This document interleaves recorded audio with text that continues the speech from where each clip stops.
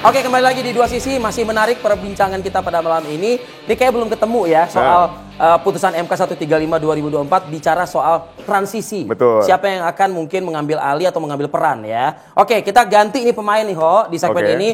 Terima kasih Bang Tobas, terima kasih Bang Heroik. Kita ganti pemain. Tapi Anda tidak berhenti ya, dari belakang pun nanti bisa melakukan intercept. Silakan bergabung. Oke, saya undang Bang Jerry Pak Sumampo. Patrialis Akbar. Apa kabar Bang? Oke, silakan. Bang Patrialis, apa kabar? Nah, ini paket lengkap nih, Vi. Iya, ini Ya kan? udah triple nih, triple. Betul. Mantan hakim dari MK, Betul. DPR pernah, Ya. Menteri Hukum dan HAM pernah ya. Kenyang lah, Kuasain ibarat. betul ini. Oke. Mestinya mantan hakim MK harus dukung putusan MK dong. Oh, belum Seharusnya tentu. ya. Karena Oke, itu kalau ada pertanyaan perlu pertama kita dikritisi, berarti. betul. Itu pertanyaan pertama kita. Betul, betul. Sebagai mantan hakim, Anda berada di posisi yang tidak menyetujui 135 2024 ini, Bang Patrialis. Saya tidak dalam posisi Setuju atau tidak setuju? setuju atau tidak setuju. Tapi kita bicara masalah sistem. Oke. Aturan konstitusi yang harus Bicara soal kita kualitas dari tegakkan. putusannya juga ya. Tentu otomatis. Jadi kalau kita bicara sistem, kita nggak melihat yang ini, yang itu enggak. Jadi kita fair play kita. Ya. Oke. Jadi kita harus Objektif. bicara terhadap kebenaran yang ada dalam konstitusi. Bicara juga kebenaran terhadap teknik jalannya pemilu kita juga dong. Ya kalau itu bagian. Harus fair dong kan gitu kan ibaratnya. Kan? Ya kalau masalah teknis itu nanti aturan yang akan dibuat sebaik mungkin oleh DPR bersama dengan Presiden, tentu juga Komisi Pemilihan Umum. Asal payung dari putusan MK ini jelas gitu. Ya jelas. Oke. Dan masukan dari teman-teman Perludem itu sangat penting, sangat berharga bagi pembentuk undang-undang, tapi bukan buat MK. Gitu. Oke. Jadi MK ini melebihi wewenang yang hari ini harusnya dilakukan oleh MK itu sendiri. Iyalah, MK itu kan tugasnya dalam pasal 24C itu kan ada beberapa. Satu diantaranya adalah menguji undang-undang terhadap undang-undang dasar. Oke. Jadi kemurnian undang-undang dasar itu yang berhak untuk menjaga sekarang itu hanyalah MK. Nggak ada lagi lembaga lain. MPR pun juga nggak bisa bersidang. Oleh karena itu MK tidak boleh memutuskan sesuatu Atau membuat putusan sesuatu yang bertentangan dengan undang-undang dasar. Nah, pertentangannya di mana? Boleh dijabarkan Ya, menurut Anda? pertentangannya pertama pemilu.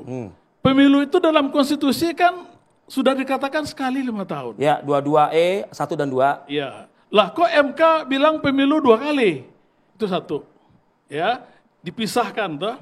Yang kedua, dalam pemilu pertama itu memisahkan pemilu DPR, DPD dan presiden di satu sisi, dipisahkan dengan pemilu DPR 1, DPRD kabupaten, provinsi dan kota. Ya. Padahal di dalam original intent saya Tadi kebetulan sebut juga original intent. Pelaku sejarah ini. pelaku sejarah. Baik. Saya ikut merumuskan itu, ya. Itu dalam satu tarikan nafas. Ya, jadi semua lembaga yang saya katakan tadi dalam satu tarikan nafas. Nggak bisa dipisah-pisah. Nah, itu sebetulnya di dalam putusan nomor 14 2013 yang diajukan oleh saudara Effendi Ghazali. Ya. Di dalam putusan itu sudah sangat jelas dirumuskan oleh MK bahwa itu dalam satu tarikan nafas. Dan kebetulan saya salah satu hakimnya pada waktu Oke. itu. Oke. Itu 2013 Jadi ya. jadi MK yang melalui putusan 135 ini jas merah ya, melupakan sejarah dia gitu ya. Ya seharusnya Oke. back to konstitusi. Oke. Iya, iya saya kira begini ya. Saya ini mungkin baik juga bukan orang hukum. Dalam banyak kesempatan saya suka mengkritik putusan MK. Tapi saya berpikir begini, 9 hakim MK itu bukan tidak tahu ada pasal 18 ayat 3 dan pasal 22E ayat 1, 2 itu. Tahu dia. Dan dia tahu rumusan 5 tahun itu. Tapi mungkin nggak tahu. ya nggak mungkin nggak tahu.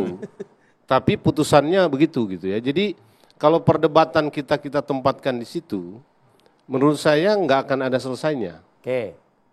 Kan pengalaman sejarah kita itu dalam konteks pemilu ya, banyak sekali sebetulnya norma-norma yang tidak konsisten. Gitu. Jadi yang mau saya katakan begini, kita harus berpikir mungkin lebih terbuka ya, agak move on sedikit lah. Tadi Bung Tobas mengatakan ini jadi rumit. Ya dari aspek ketatanegaraan ya, Bang Tobas ya. Karena nggak mungkin dilaksanakan. Ya. Kan begini, ada hukum, ada konstitusi, tapi ada politik juga. Gitu. Dulu putusan MK berkaitan dengan Gibran itu gampang sekali itu DPR dan para politisi menyetujui. Nah, Karena apa? Ya ada kaitannya dengan kepentingannya gitu loh. Tapi itu Saya nggak mau ada. lepaskan itu. Ya maksudnya. Itu Kan nggak jelas diatur. Oh Di iya, dalam konstitusi Saya masalah paham, umur Pak. nggak Saya ada. paham ruang Jadi konstitusi itu ada. open legal policy di situ. Ada. Ya. Kalau ini enggak, ini ada aturannya. Tetapi Pak Patrialis nggak mungkin mengingkari bahwa aspek politiknya lebih ya, kuat. ya.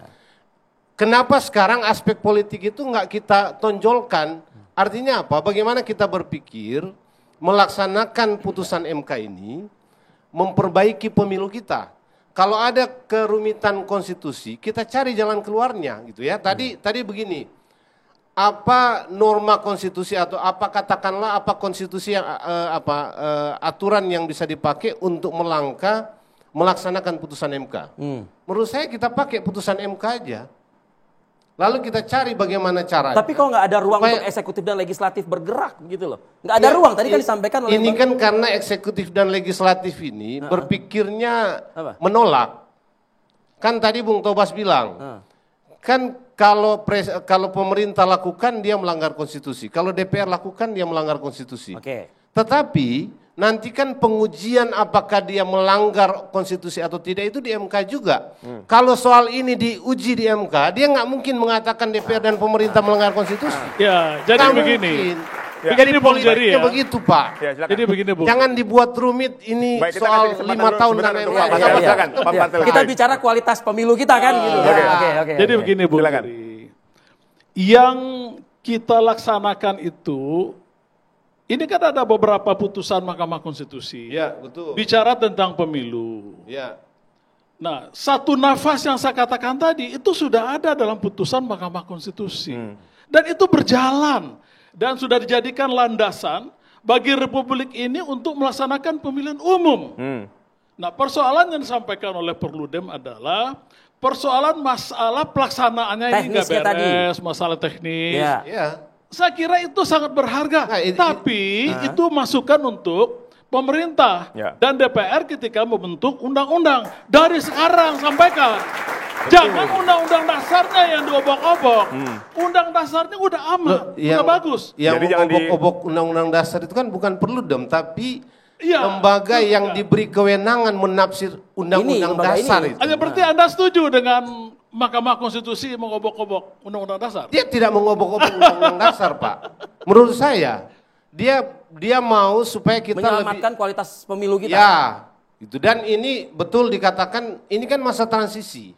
Ruang bagi kita ini untuk membenahi pemilu kita. Iya, tadi Pak Tobas sudah bilang. Karena gini, ada problem substansial yang memang tidak dikemukakan oleh MK ya. Pemilu 5 kotak dan 5 surat suara itu bukan hanya rumit secara teknis ya. Tapi dalam prinsip pemilu Pak, makin rumit sebuah sistem dan teknisnya, makin besar ruang manipulasi dan kecurangan itu terbuka. Begini, Bung. Dan ini yang terjadi di setiap pemilu kita. Itu Kalau dia dipisah jadi begini, ruang kecurangan itu Makin Pak, kecil. yang dimainkan oleh partai politik, yang dimainkan oleh para elit, berkolaborasi Bang dengan Jerry. penyelenggara pemilu, Tapi itu akan original makin intentnya kecil. seperti Itu itu. jauh lebih substansial menurut Bahkan saya. Badan Pekerja MPR yang pada waktu itu ikut simulasi tuh, 5 kotak tuh. Ya iya. Jadi itu harus Tapi kan dihargai. Pak Patrialis tahu di mana pelakunya juga. Iya, saya kan pelaku sejarah 5 juga. kotak suara dan 5 surat suara itu Iya. gampang sekali dicurangi Pak. Nah Ya. itu persoalan Saya curang, memantau pemilu sejak persoalan tahun 2000, curang mencurangi 2004. itu bukan persoalan Mahkamah Konstitusi. Loh iya, tapi ada jangan undang-undang perspektif dasarnya itu. yang diubah. Nah, ini- Ubahlah undang-undangnya. yang begini nih. Perbaiki. Nah itu juga saya setuju tuh. Nah, itu. Maksudnya saya begini, kalau memang kita mau berpikir positif, MPR ya amandemen segera untuk kasus ini. Apa masalahnya? harusnya. Tapi kalau menutup diri, ini repot nggak bakal jadi nih. Nah harusnya Nggak bakal Bung, jadi. seperti Bung akui, itu memang tugasnya MPR. Berikanlah masukan oleh Perludem kepada MPR. Nah ini MPR bisa, kan ada. ini bisa jadi entry point Ini bagi ada tim kajiannya di sini nih. kan begini Pak, kan begini. Bung Taufik Basari ada di sini. Tadi saya kira dalam pertimbangan MK juga begitu. Undang-undang pemilu ini dimandatkan oleh MK lewat putusan yang tahun 2019 ya. Oh, oke. 2019 itu untuk segera dirubah oleh pemerintah dan DPR. Nggak terjadi tuh.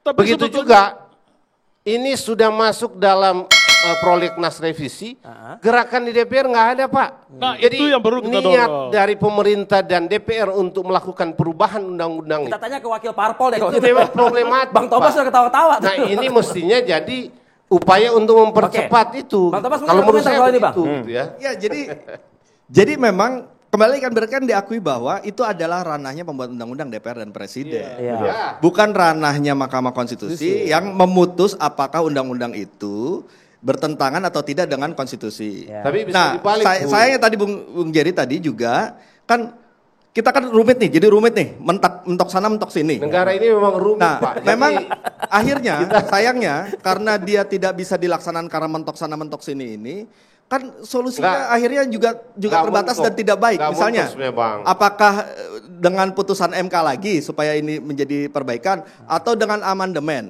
Nah, masalahnya amandemennya kan jadi amandemen yang terpaksa dilakukan akibat dari putusan, bukan karena ada kebutuhan Ya rakyat. itu aspirasi resiko kan, rakyat. itu dengan si Nah, resiko. iya, tapi ya itu kan semua putusan MK begitu, termasuk putusan terhadap syarat calon wakil presiden.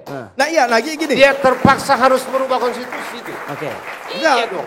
konstitusinya tidak dirubah kalau itu. Kalau ini kan gini. Iya kan Tadi karena soal ada teks. peristiwa politik yang berbeda sehingga nggak berujung pada perubahan konstitusi. Itu kan Apalagi mau mendesak hari pendaftaran. Nah, Ini itu kan ada ruang untuk memikirkan dan apa oleh ini. MK sudah dinyatakan bahwa putusan itu bermasalah. Jadi kan sudah ada menyatakan bahwa Sekalipun bermasalah. bermasalah kan Cuma tetap masalahnya dilaksanakan, Bang. adalah Tetap jalan.